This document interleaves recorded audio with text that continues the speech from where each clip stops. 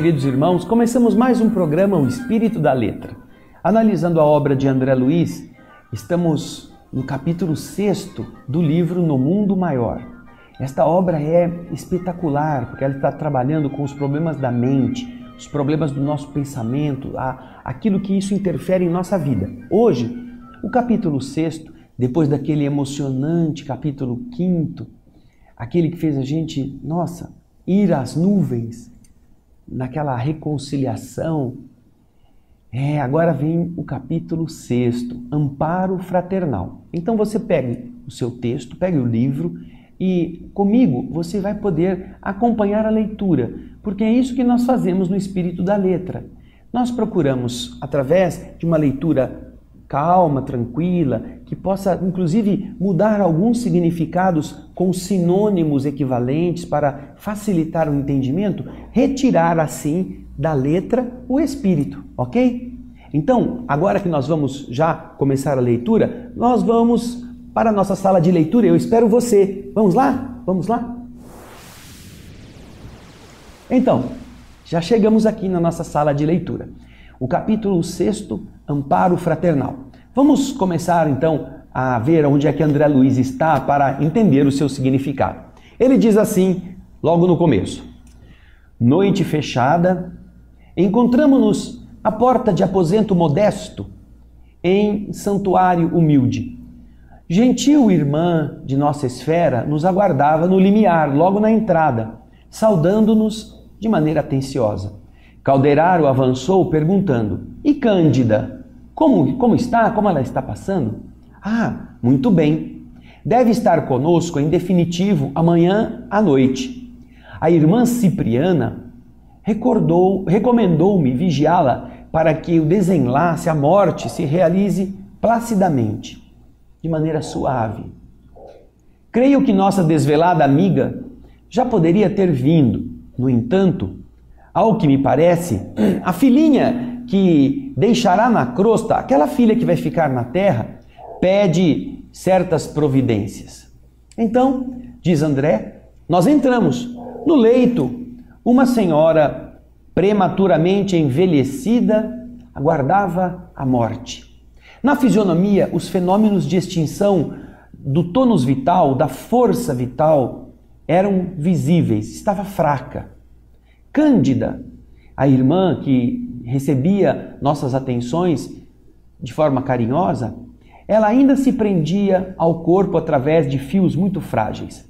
Pela doce luz que lhe aureolava, que lhe nimbava a fronte, emitida por sua própria mente, eu lhe observava a grandeza da alma, o sereno heroísmo. Junto dela, uma jovem de rosto pálido e corpo alquebrado, cansado, acariciava os seus cabelos grisalhos, enxugando de momento a momento as lágrimas que continuamente fluíam. O assistente indicou-me, explicando: essa aí é a filha que se despede. Vamos ouvi-las. Cândida, animando a jovem com dificuldade, falava comovida: Julieta, minha filha, tenha cuidado com você mesma. Você sabe que provavelmente eu não vou mais me levantar.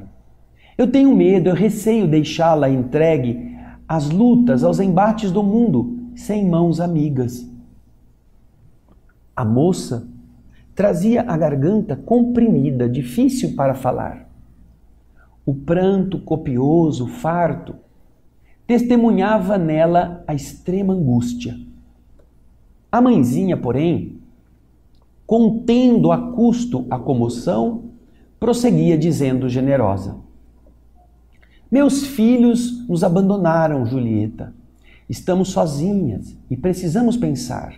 Eu a noto perturbada e mais aflita nestes últimos dias. Tenho a impressão de que o dinheiro não dá para nossas despesas. O que estará acontecendo? Tenho sido tão pesada a sua juventude, minha filha. Entretanto, permaneço confiante em Jesus. Diariamente rogo ao Senhor que não nos desampare. Tenho medo que seu destino se desvie do caminho reto por minha causa. De outras vezes, filhinha, receio que você acabe enlouquecendo. E depois de ligeira pausa, em que apertou carinhosamente a mão da mocinha, que não aparentava mais de 20 anos, a doente continuou dizendo: escute, você não ignora que nos últimos meses a despesa tem sido enorme. As operações, as intervenções que sofri foram melindrosas, delicadas e longas. As contas são gigantescas. E o dinheiro, filha? Tranquilize-me, querida. A moça enxugou as lágrimas abundantes e informou a mãezinha: não se aflija, mamãe. Temos o necessário. Estou trabalhando. E a mãe respondeu em tom de desalento: ah, minha filha, mas a costura rende tão pouco. E a filha, então, para acalmá-la, disse: mãe, não se veste, não se aflija tanto. Além dos recursos nossos, que são os normais do trabalho, eu tomei pequeno empréstimo. Dentro de alguns meses, tudo retomará o ritmo normal. E a mãe, então, responde a ela: ah, minha filha, Deus o permita. Terminado esse intervalo mais longo, a doente perguntou: onde está o Paulino? A filha corou de vergonha, ruborizou-se e respondeu acanhada: ah, mamãe, não sei. Não se vem há muito? Perguntou a mãe. E a outra, a filha: não, mamãe, respondeu tímida. Aí a mãe: ah, eu gostaria de vê-lo. Eu tenho medo de partir de um momento para outro e não vejo pessoa a quem solicitar assistência para a sua mocidade. Que será de você, minha filha, sozinha, ao sabor das circunstâncias? O mundo está cheio, referto, repleto de homens maus que espreitam a oportunidade de flagiciar, de torturar. Nesse instante, dos olhos lúcidos de Cândida, escaparam algumas lágrimas que a mim, diz André, queimaram o coração. E ela disse: se eu morrer, minha filha, com um tom bem acentuado, não se deixe arrastar pelas tentações. Procure recursos no trabalho digno. Não se impressione com as promessas de vida fácil. Você sabe que a minha viuvez nos defrontou, nos ofereceu dificuldades angustiosas. Seu pai, contudo, nos deixou uma pobreza honesta e cheia de bênçãos. Em verdade, seus irmãos, fascinados, encantados pelo ganho material, nos abandonaram, relegaram-nos ao abandono, ao esquecimento, mas nunca me arrependi da humildade e do trabalho. Cedo, bem cedo, eu perdi a saúde e muito breve os desenganos me lancinaram, me golpearam o coração. Entretanto, neste grabato, neste leito de silêncio e de dor, a paz é a coroa de minha alma e reconheço que não há fortuna maior do que a consciência tranquila. Sabe Deus, sabe o Senhor, os motivos de nossos sofrimentos e privações, e só nos cabem razões para louvá-lo. De tudo quanto padeci, diz a mãezinha, resta-me, remanesce-me um tesouro. Você, o seu devotamento, minha filha, seu carinho me enriquece. Morrerei feliz, sabendo que um coração de filha me lembrará na terra com as preces do amor que nunca morre. Entretanto, Julieta, não desejo que você seja boa e dócil tão somente para comigo. Obedeça igualmente a Deus. Consagre-lhe amor e confiança. Ele é nosso Pai de infinita bondade e de nós pede apenas um coração simples e uma vida pura. Conforme-se, filhinha, com a vontade divina, no turbilhão das provas humanas, e não descoroçoe, não desanime. Ah, mamãe, não prossiga, disse a jovem desabafando-se. Não prossiga, Estaremos sempre juntas. A senhora não vai morrer. Viveremos uma para a outra. Jamais nos separaremos. Acalme-se. Não quero vê-la assim aflita. Tudo vai passar. O médico me prometeu iniciar um tratamento mais enérgico. Vamos ter fé. Cândida, então, esboçou um triste sorriso, acariciou as mãos da jovem e falou: Obrigada, minha filha. Estou calma e feliz. Em seguida, olhou os ponteiros do relógio que estava ali próximo e disse: Vá sossegada, filha. O horário da nossa palestra terminou. Beijaram-se comovidamente e Julieta, após carinhoso adeus, se afastou. Então Calderaro me disse com atenção: Vamos segui-la, André. Devemos assisti-la com recursos magnéticos. Tenho instruções de Cipriana a respeito. Instruções de Cipriana. A Cipriana foi aquela mulher que no capítulo anterior, por muito amar, conseguiu deslindar aqueles problemas que estavam envolvendo aqueles dois nossos irmãozinhos, um que estava no hospital e o outro que estava obsediando. Você se lembra? Então, ambos foram melhorados graças à ação generosa de Cipriana. E agora Cipriana está cuidando da filha, porque a mãe em breve vai partir. Então esse é o diálogo que nós estamos vendo logo no começo do capítulo 6, mostrando amor, mostrando bons conselhos por parte da mãe, uma senhora que sabe o que pode acontecer, que conhece os problemas da vida, mas que diz à filha para que ela se mantenha reta, para que ela não ceda, para que ela não procure o caminho fácil, porque o caminho fácil leva a espinheirais muito dolorosos.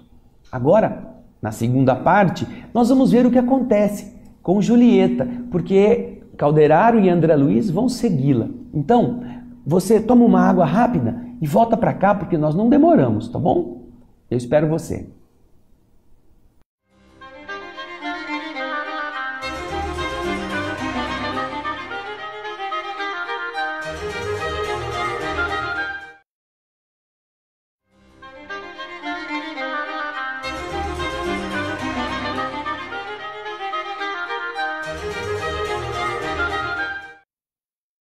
Estamos de volta com o estudo do livro No Mundo Maior, o capítulo 6.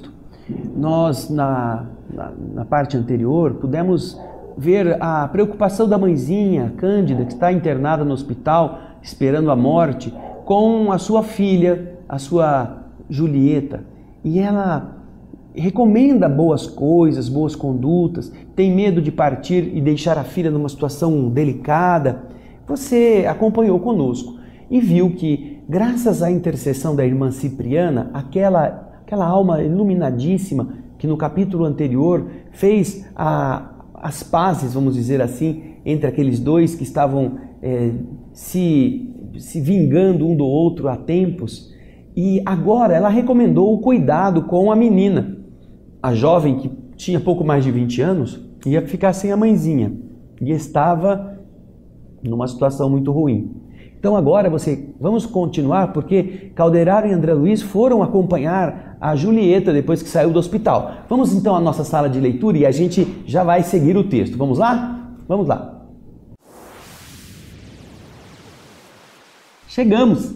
Nossa sala de leitura nos permite muitas coisas boas, entre as quais está a de termos o texto, olha, aqui, como você pode ver, para que você também acompanhe. Vamos então dar continuidade. Diz André Luiz: durante o caminho, o instrutor me esclareceu a história da agonizante, Cândida. Cândida enviuvara muito moça, com 3 filhos, 2 rapazes e Julieta, cuja educação lhe havia imposto amarga renúncia dos bens da vida. Cândida sofrera muito para criar Julieta. Lutara, trabalhara e sofrera com resignação e coragem. Os filhos homens, os varões, a quem revoltava a pobreza do lar materno, abandonaram-na, procurando centros distantes, por desejo de atender a impulsos menos edificantes da mocidade. A viúva, entretanto, persistiu na existência simples, consagrada, dedicada à preparação do futuro da filha.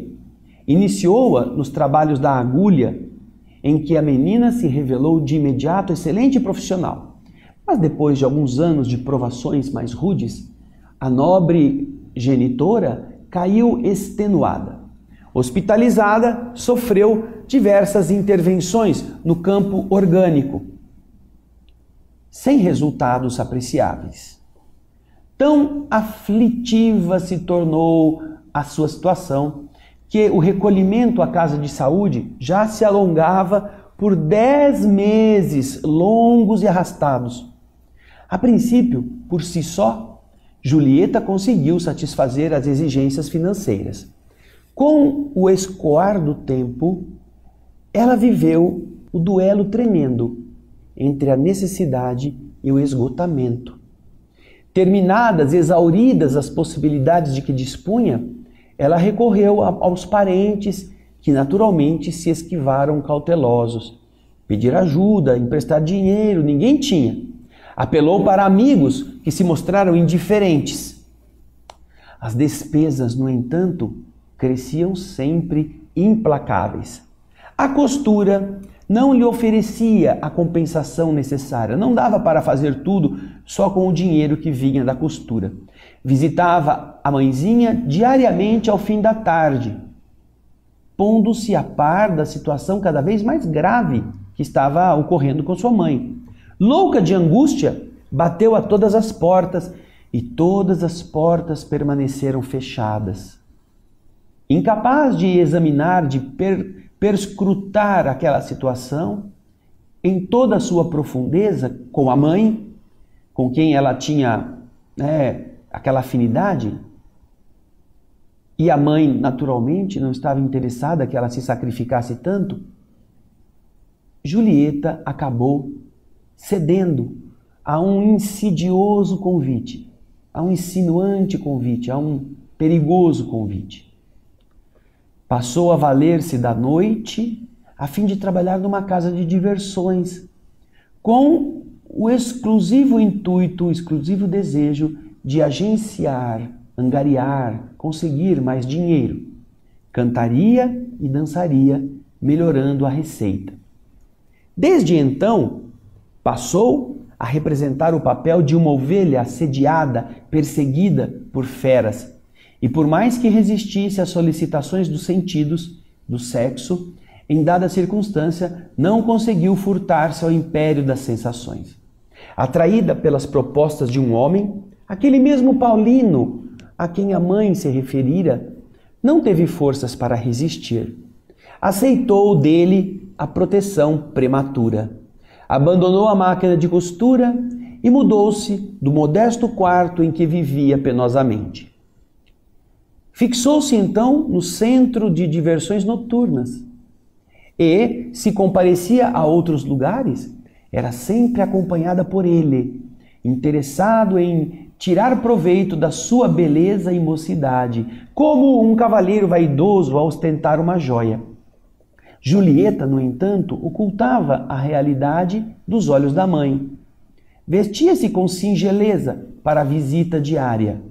E quando se fez acompanhar de Paulino pela primeira vez no hospital, apresentou o homem a Cândida, sua mãezinha, na qualidade de simples amigo. As aflições sucessivas da menina foram-lhe alterando a saúde. Achava-se extenuada e doente. Recordando os exemplos maternos, ela experimentava atrozes, profundas perturbações da consciência. Os prazeres fáceis não lhe amainavam, não lhe diminuíam ou sossegavam o coração sensível e afetuoso. O dinheiro abundante não conseguia, não lograva atenuar-lhe o desalento. A maneira que conquistava alheia admiração pelos seus dotes físicos parecia perder a paz de si mesma. Presa de incoercível, de invencível abatimento, passava os dias e as noites sob os fortes atritos da própria razão. Por que não persistira na vida modesta até o fim? Como não se confessar à mãezinha, obtendo dela a orientação necessária?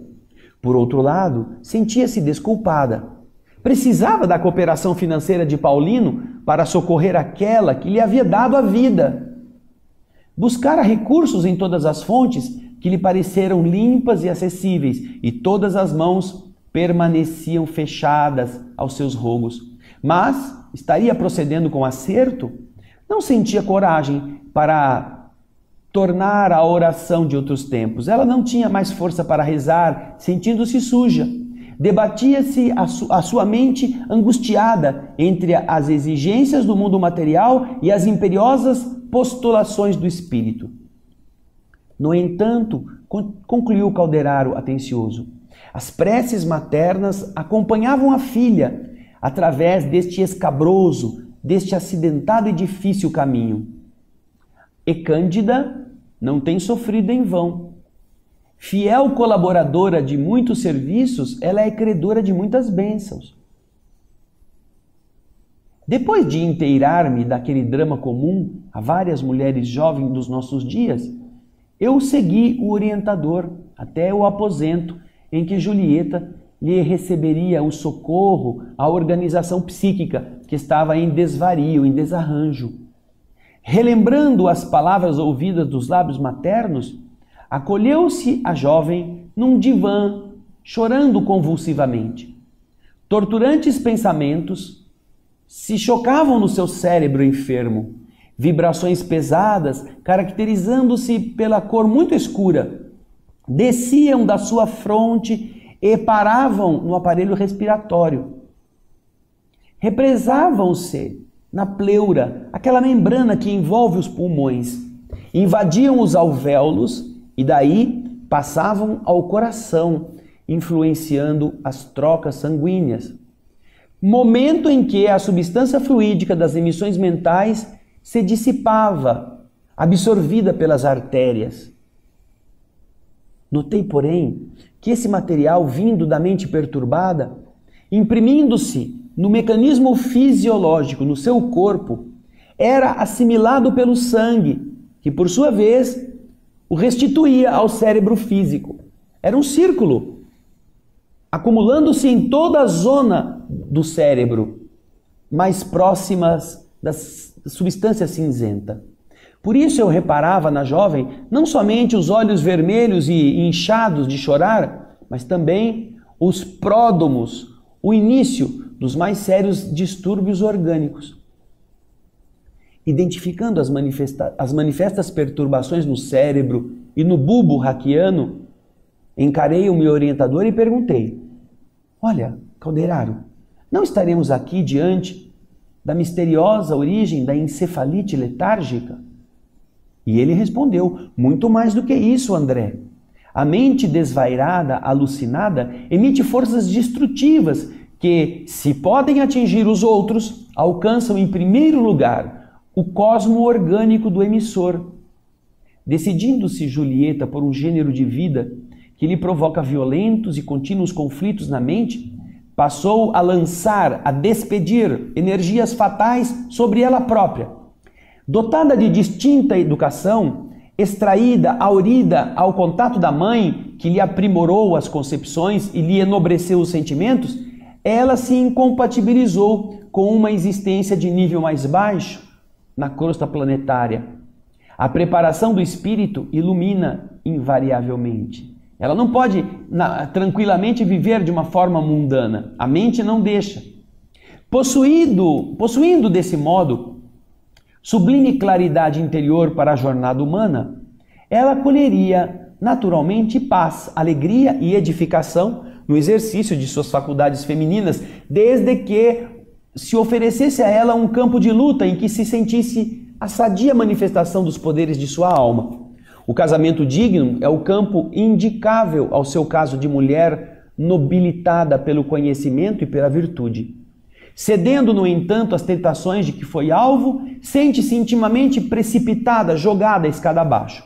Todos os dias é constrangida no silêncio a recordar a exemplificação da mãe, a reconsiderar a própria atitude diante da vida e a reconhecer que se encontra desajustada. Neste atrito incessante, agravado pelas péssimas emissões fluídicas do ambiente, de que se tornou frequentador habitual, sua mente desce à região dos impulsos instintivos, experimentando extrema dificuldade em subir ao castelo das noções superiores, de onde a luz da consciência lhe dirige vigorosos apelos para que retorne à simplicidade e à harmonia. Essa situação lhe impede a prece fervorosa, santificante e regeneradora. E daí o caos em que a pobrezinha tateia. Tá vendo? Esse caos é de muita gente. E nós vamos no próximo bloco dar continuidade às explicações de Calderaro. Daqui a pouquinho a gente volta.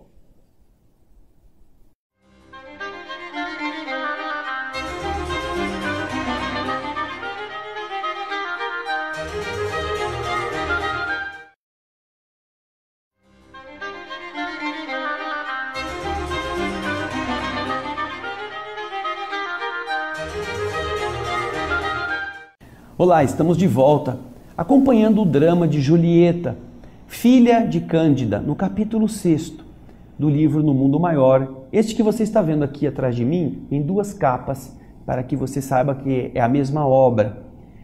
A autoria de André Luiz, pela mediunidade de Francisco Cândido Xavier, essa obra está falando coisas muito ricas a respeito da nossa mente, do nosso controle interior. E nós vimos agora que é tudo aquilo que a mãe tinha receio que acontecesse com Julieta, sua filha, a única que estava ajudando com as despesas da família, no caso da mãe doente, está realmente acontecendo, mesmo que a filha tenha negado. E por mais que a filha sinta que está fazendo coisa errada, a consciência a acusa de não estar correspondendo àquilo que a mãe havia feito por ela ou que a mãe esperava que ela fizesse. Então agora Calderaro a acompanha e conta a história. Ela está chorando na casa em que ela mora, na companhia do Paulino, que é um desses oportunistas, destes homens bem adinheirados, que pagam pelo sexo ou que exploram o sexo. E aí o Calderaro continua falando sobre a menina. Ela está num caos, porque ela é suficientemente elevada, porque a mãe a criou bem, para colher qualquer benefício do meio onde levianamente ela se projetou. Ela não faz parte daquilo. Ela não quer se meter nessa enrascada ou não quer mergulhar nesse lodo, apesar de ela estar na superfície ou estar na borda. Então, dominada pela permanente angústia, ela tem feito demasiada pressão sobre a matéria cinzenta, dando causa a lamentáveis desequilíbrios orgânicos. Calderaro interrompeu-se por alguns instantes como um professor que abre caminho para que o aprendiz reflita e acrescentou depois: não está ela, portanto, simplesmente ameaçada pela encefalite letárgica. Ela se avizinha da loucura, com estádios, com passagens por distúrbios variados, provocados pela disfunção celular.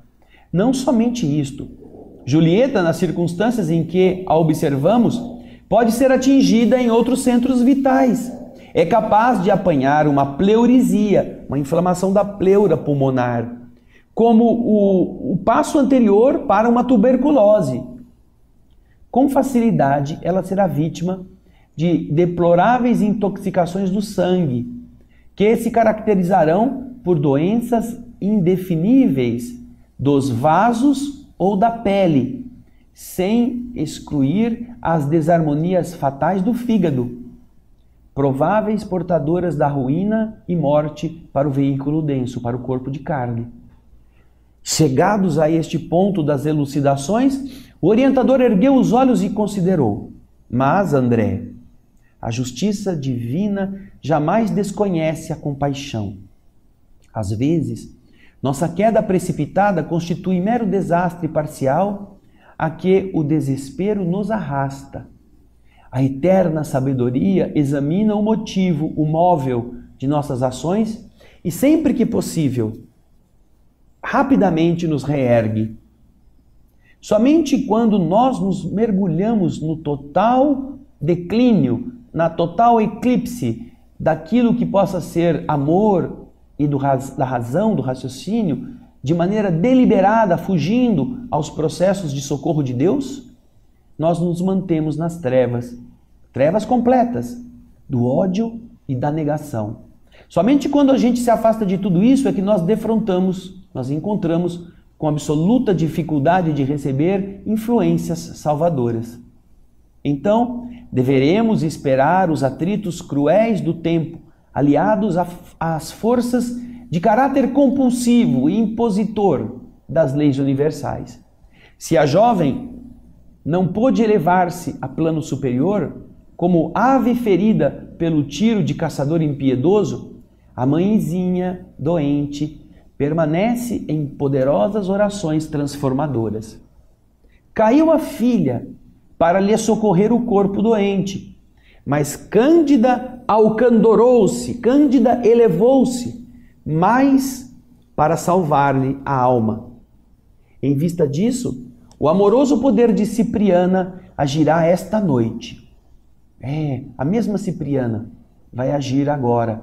Então, o instrutor se calou, submetendo, aplicando na lacrimosa menina o auxílio magnético de nosso plano, através dos passes, não é? Extraindo, subtraindo dela certa quantidade de material escuro, produzido, segregado pela própria mente e acumulado ao longo do cérebro, o que levou a efeito o que fez sem obstáculos dignos de menção. Entretanto, como ele houvesse deixado um tanto de tal substância na câmara cerebral, perguntei, por que ele não tirou tudo? O amigo tomou significativa expressão no seu rosto e disse: tenho instruções relativas ao caso. Julieta, André, não deve receber hoje nosso concurso, nossa ajuda integral. Precisa se manter enferma do corpo, de modo a se ausentar das noitadas que costuma praticar. Em breves horas, ela vai ser conduzida, junto de Paulino, em espírito, ao quarto de Cândida, onde a irmã Cipriana pretende dirigir-se a ele, valendo-se das breves horas de desprendimento parcial pelo sono. Compreendi tudo, diz André. E mais uma vez, fiquei admirado com a ordem que está sempre presente, a ordem imanente na esfera do espírito.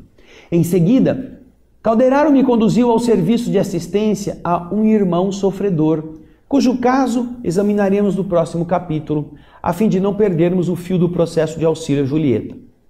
Por volta das 2 horas, em plena madrugada, ele regressou, e eu junto com ele, ao modesto aposento de Cândida.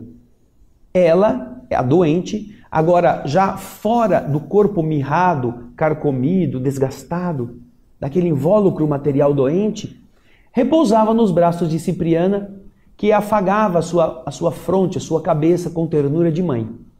A doente, gozando de extrema lucidez, fora do campo fisiológico, do campo de carne, respondeu-nos às saudações tranquila e feliz. Outros amigos estavam ali ao lado dela, reconfortando-a para aquele transe à morte, o transe definitivo. Trocávamos, permutávamos impressões prazerosamente quando 2 irmãos de nosso plano penetraram o quarto, conduzindo Julieta e um cavalheiro que identifiquei por intuição. Calderaro confirmou, esclarecendo: esse aí é Paulino, que vem nos ouvir. Diante de Cipriana, que sustentava a enferma nos braços carinhosos, os 2 se ajoelharam instintivamente, chorando comovidos. Os 2 choravam, vendo aquele espírito que estava cuidando da doente, do espírito, da alma da doente, carregando-a no colo. E então, auxiliados pela assistência magnética daqueles mensageiros que os haviam trazido até nós, diz André, eles nos olhavam a todos sob forte admiração. E é importante que nós prestemos atenção que a luz da nossa benemérita instrutora lhes reclamava uma atenção maior. Eles olhavam para tudo, mas estavam fixados em Cipriana. Sentiam-se humilhados e aflitos. Reconheciam ali a presença de alguma coisa do poder celestial. Mantinham-se confundidos e em lágrimas quando Cipriana se dirigiu ao moço de maneira particular. e disse: Paulino, falo a você em nome da divina justiça. Que o Senhor o abençoe, a fim de que você me ouça com os ouvidos da razão. Escute. Você não supõe que Julieta seja digna do seu braço vigoroso e trabalhador para a jornada terrestre? O que você faz da mocidade? Uma simples aventura dos sentidos? Não interpreta a experiência humana como uma estrada preparatória para a eternidade? Que juízo faz da vida e dos seus sublimes dons?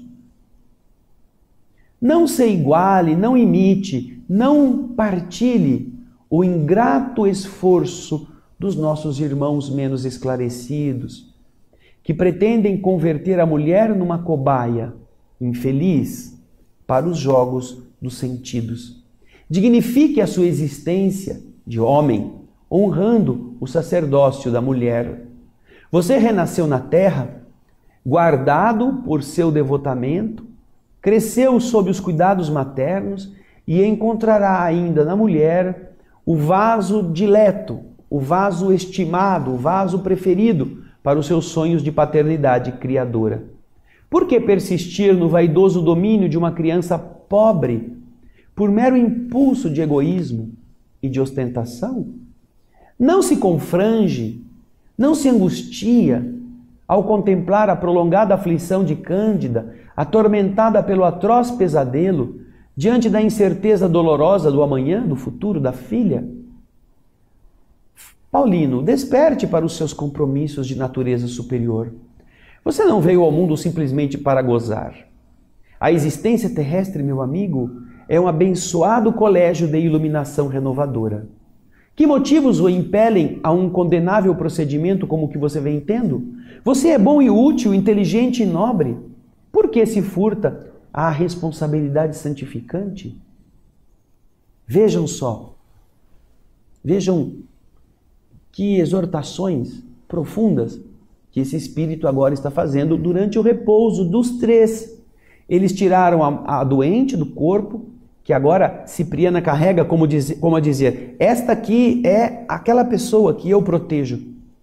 E ao mesmo tempo, a filha, que já estava com a culpa na consciência, e o Paulino, que era um doidivanas desses que adoram fazer o que lhe dá vontade, só em busca do gozo, agora os dois, com o pensamento nos erros cometidos, estão diante de um espírito celeste para a sua concepção. Se ajoelham, choram porque sabem que estão fazendo coisas erradas e agora a Cipriana vai terminar no próximo bloco o trabalho que vai ajudar Julieta e ajudar Cândida a seguirem seus destinos. Então, eu aguardo você para a última parte do capítulo 6, daqui a pouquinho.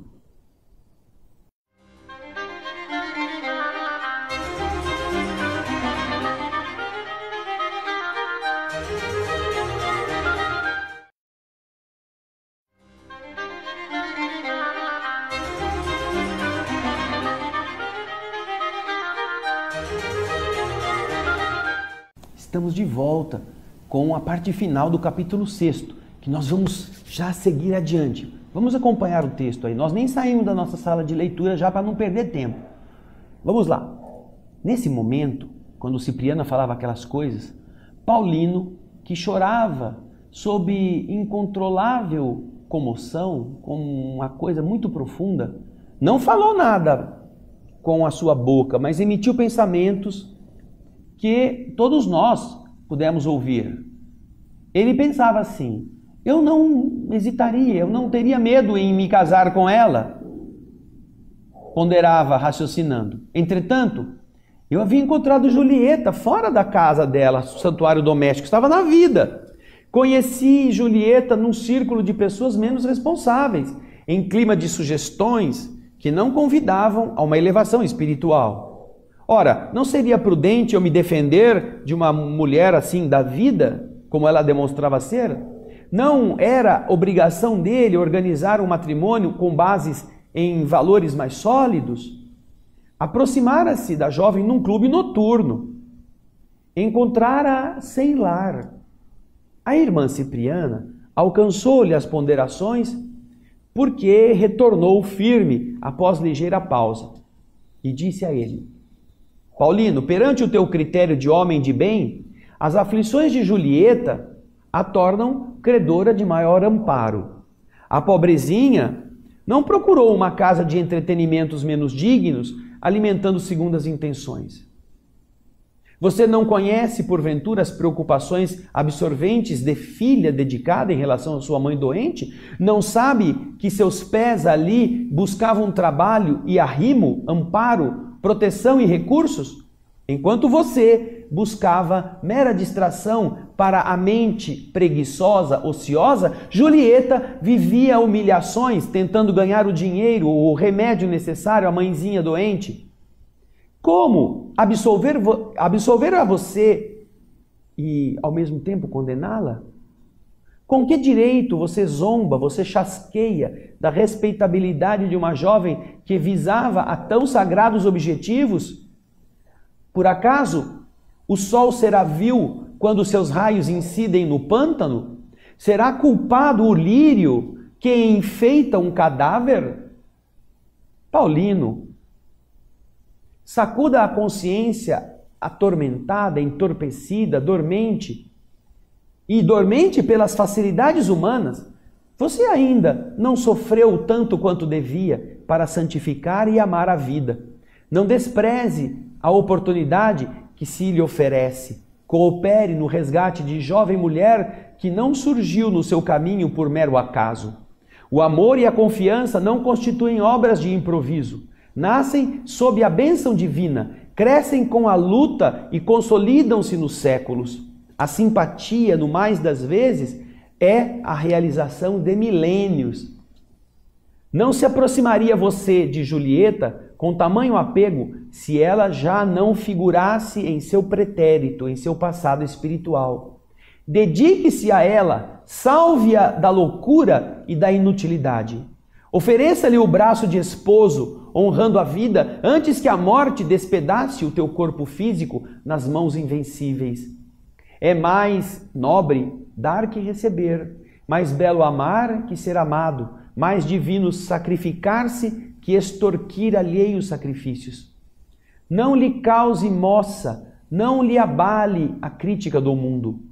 A sociedade humana é venerável em seus fundamentos, mas injusta quando extermina os germes da regeneração espiritual para a vida superior com a desculpa de se preservar.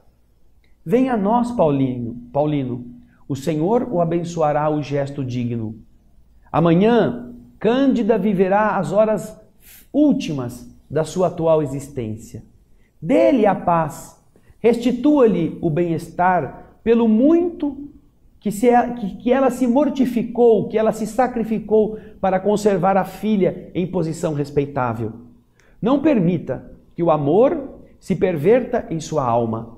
Santifique-o com a responsabilidade, fortifique-o com os seus dotes naturais e a providência estará ao seu lado por todo sempre. A instrutora se calou, mas de seu coração partiam raios de safirina, de luz azulada, envolvendo o rapaz integralmente. O cavalheiro ergueu os olhos lacrimosos, contemplando-a reconhecido, e disse: recebo a sua palavra como se fosse a de minha mãe celestial. Faça de mim o que lhe aprouver, o que lhe agradar. Estou pronto. Cipriana, então, depositou Cândida no corpo físico afetuosamente e dirigiu-se ao jovem par acrescentando: que o Pai nos abençoe a todos.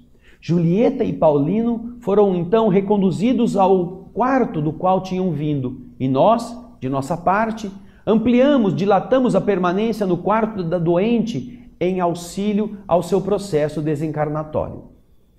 Às 8h da manhã, Cipriana tirou dela a maior parte das forças.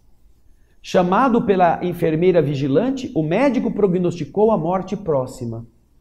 Reclamada a presença da filha, compareceu a jovem depois do meio-dia, seguida de Paulino, visivelmente comovido.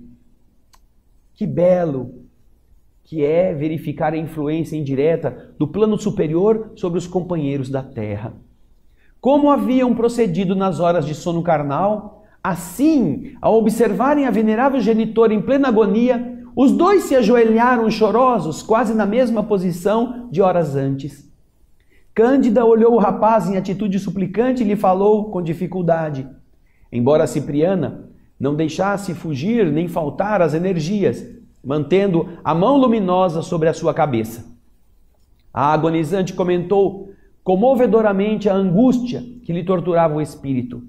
Tinha medo de deixar a filha inexperiente no mundo, exposta às tentações. Apelava para o cavalheirismo de Paulino, que não deixou que ela terminasse de falar. De olhos cheios d'água, Paulino colocou o indicador nos lábios da respeitável moribunda, confortando-a. Dona Cândida, disse atencioso, não fale mais nisso.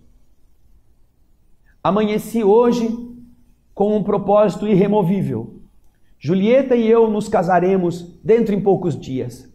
Amanhã mesmo iniciaremos o processo de legalização do nosso compromisso, antes que qualquer circunstância interfira para impedir nossos desejos. Fique, pois, descansada. A partir de agora, sou também seu filho.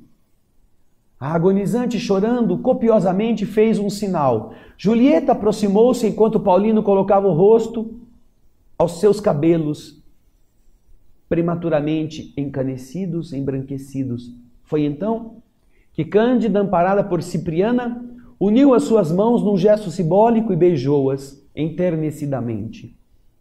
Foi seu derradeiro movimento no corpo, exausto.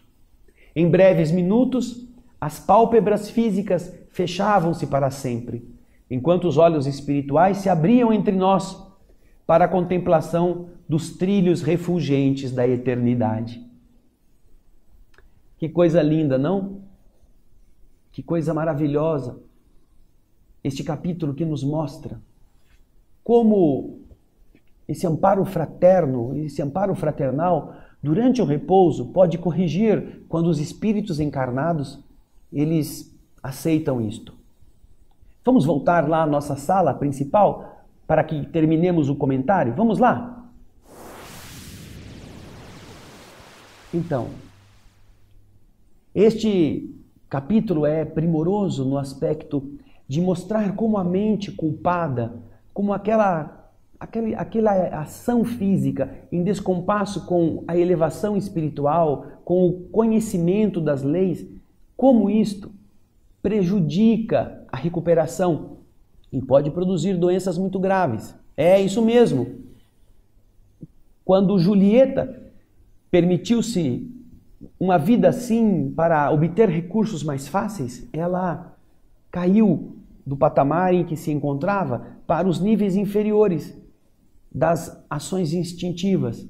E Paulino, que estava ali, encontrou-a, começou a tirar as suas casquinhas, a fazer uso da jovem e, naturalmente, estava, como qualquer homem que se acha correto, estava escudando-se, estava se defendendo na postura leviana da moça. É ela que está se oferecendo, não fui eu que tirei do caminho. Mas Cipriana diz para ele com todas as letras, escuta, ela está aqui porque ela veio tentar salvar a mãe.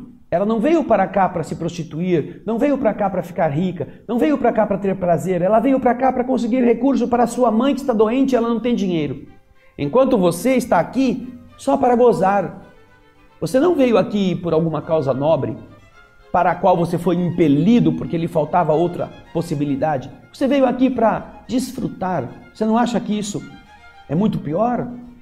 Então, veja só, Paulino, aproveite essa oportunidade, porque se você e ela estão se entendendo agora nesse momento de uma forma tão fácil, é porque vocês já se conhecem de outras existências. A simpatia significa convivência anterior. E agora vocês estão juntos. Então, assuma isto. Aproveite este momento, não deixe passar a oportunidade, disse Cipriana para ele. E isto faz com que ele, ao acordar no outro dia, se sinta tocado. Poderia ele não querer, mas ele pensou, ele avaliou, e o amor com que Cipriana disse isso, fazendo com que ele achasse que ela fosse de verdade uma mãe espiritual dele, deu-lhe a força necessária para mudar de rumo e certamente abandonar aquele tipo de vida e levar consigo a Julieta, que estava à porta da loucura, porque ela produzia fluidos negativos pela sua culpa, pelo seu arrependimento. Esses fluidos desciam para ela mesma, entravam no pulmão, faziam com que o pulmão começasse a trabalhar sobrecarregado. Aí o sangue que tinha que fazer os filtros as trocas gasosas se abastecia dessas coisas escuras e levava de volta para o cérebro. Veja só, ela mesma estava se enfermando. Agora não. Agora chega o dia da partida da mãezinha e os dois assumem o compromisso para liberar Cândida de uma forma tranquila para a vida verdadeira.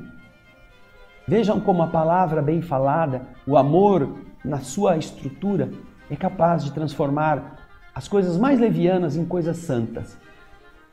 E quando nós nos equivocamos, quando preferimos um caminho menos turbulento, nós às vezes estamos escolhendo mais espinhos do que tínhamos. Pensemos nisto. Ah, quanta coisa ainda vamos ver. O capítulo seguinte também é muito especial. Não fique esperando chegar o programa. Vá para o capítulo 7º e entenda o processo redentor. Como é que a gente se redime? E ele vai explicar isto neste capítulo. Eu espero muito a sua presença, agradecemos muito o seu carinho e desejamos que você possa aprofundar ainda mais os conceitos deste livro. Até o próximo, o Espírito da Letra. Muita paz.